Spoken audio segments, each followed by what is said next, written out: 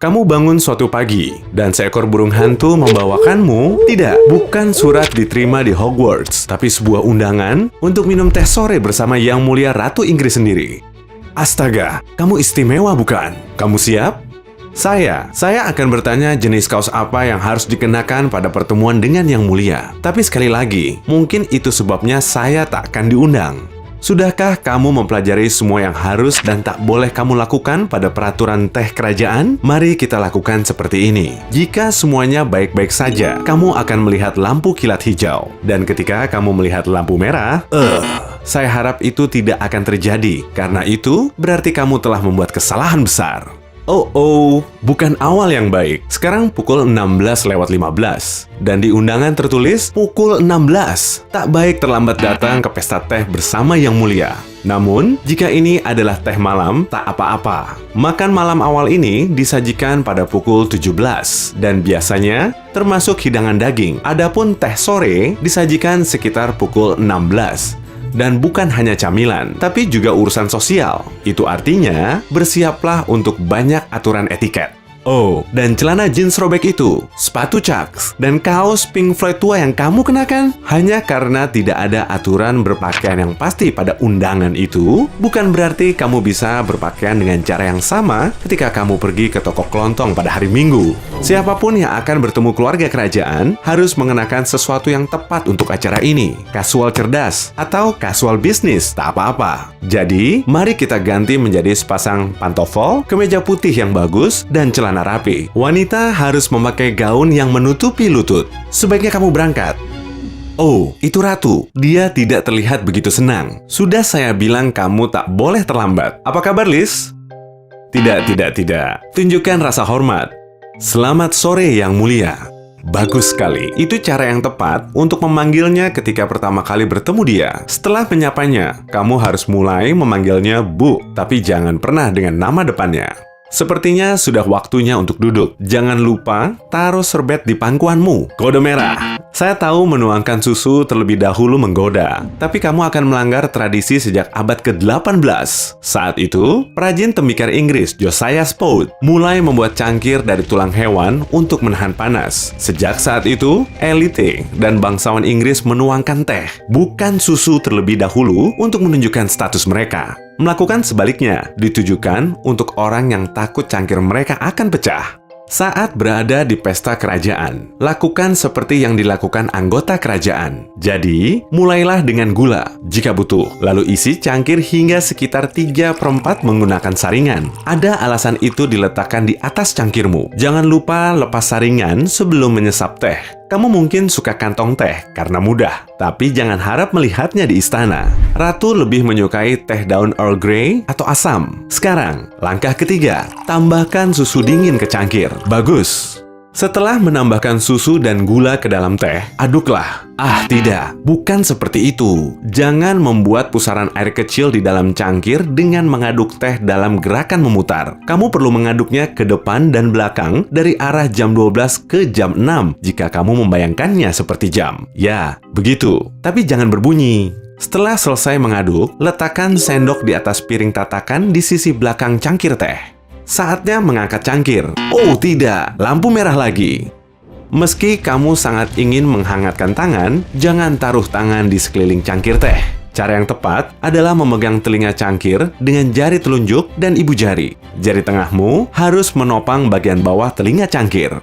Astaga, turunkan kelingkingmu. Semua orang menatapmu aneh. Para bangsawan Inggris tidak benar-benar mengangkat jari kelingking mereka untuk menunjukkan mereka mewah. Saya bahkan mendengar mengangkatnya adalah sikap tak sopan. Jadi ya, turunkan. Oh, bagus. Ada yang salah lagi. Begitu rupanya. Saya tahu piring tatakan ini terlihat luar biasa. Ini tembikar paling indah. Tapi tolong letakkan di atas meja. Boleh saja memegangnya bersama cangkir saat tidak ada meja di depanmu. Seperti saat kamu berdiri. Jangan terlalu gugup. Saya yakin mereka tahu kamu pemula dalam hal ini. Semua detail sangat penting pada pertemuan ini. Jadi, pastikan telinga cangkirnya menunjuk ke arah yang benar sebelum ada yang tahu itu salah. Saat cangkir di atas meja, telinganya harus selalu menunjuk ke arah jam 3. Jika kidal, kamu bisa memindahkannya ke arah jam 9 agar lebih mudah. Waktunya menyesap lagi. Kode merah. Saat minum, fokus pada cangkir teh. Jangan mengintip sekeliling ruangan di balik cangkir.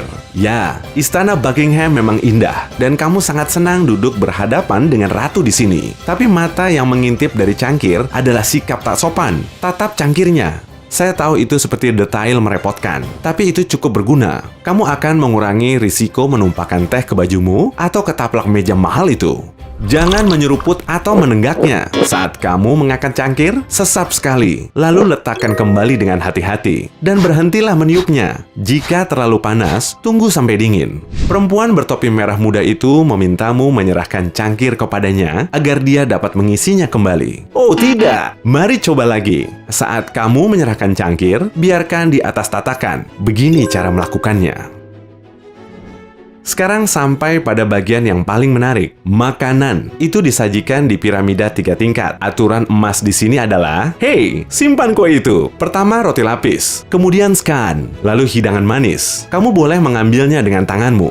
Roti lapis yang akan kamu lihat di pesta teh kerajaan akan seukuran gigitan dan tanpa pinggiran. Kenapa? Ya, itu tradisi. Tapi beberapa orang juga mengatakan ratu suka menghindari kalori yang tidak perlu kapanpun dia bisa. Favorit pribadi yang mulia adalah yang berisikan mentimun, salmon asap, telur, dan mayones, atau ham dan monster. Ada juga pilihan manis, jampenis tanpa pinggiran. Itu adalah roti lapis selai raspberry yang ukurannya sangat kecil. Wah, pelan-pelan. Jangan masukkan semuanya ke mulut. Pelan, hati-hati, dan sopan. Baik, roti lapis sudah habis. Saatnya makan scone. Jangan menyebutnya scones. Ups, maaf. Kecuali kamu ingin membuat ratu kesal. Itu diucapkan scone. Gunakan pisau mentega untuk memotongnya agar tidak ada remah-remah. Sudah lama menjadi perdebatan antara dua daerah di Inggris, Devon dan Cornwall, mengenai apa yang harus dimasukkan ke dalam scone. Maksud saya, scone. Lebih dulu, krim gumpal atau selai stroberi. Krim gumpal, nama itu menggelikan. Secara diplomatis, Yang Mulia mengoleskan selai lebih dulu ketika dia di Cornwall, dan krim lebih dulu saat dia di Devon. Sedangkan untuk pesta tehnya sendiri, dia mengoleskan selai lebih dulu. Lakukan saja seperti yang dia lakukan.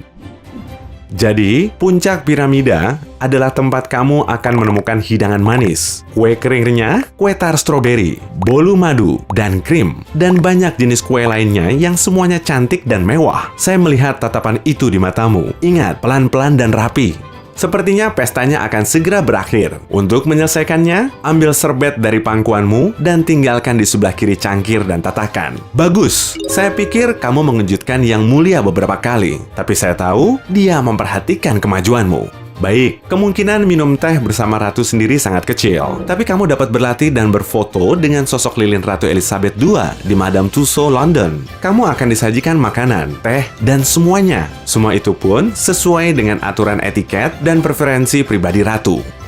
Latarnya persis seperti taman di halaman Istana Buckingham. Dan bahkan kamu dapat mendengar corgi kerajaan bermain di sekitar situ. Jujurlah, kamu bisa mengingat semua aturan ini dan minum teh bersama Ratu? Beritahu saya di kolom komentar. Jika kamu mempelajari hal baru hari ini, klik suka pada video ini dan bagikan kepada teman. Berikut beberapa video keren lainnya yang akan kamu nikmati. Cukup klik video di kiri atau kanan, dan ingat, tetaplah di sisi terang kehidupan.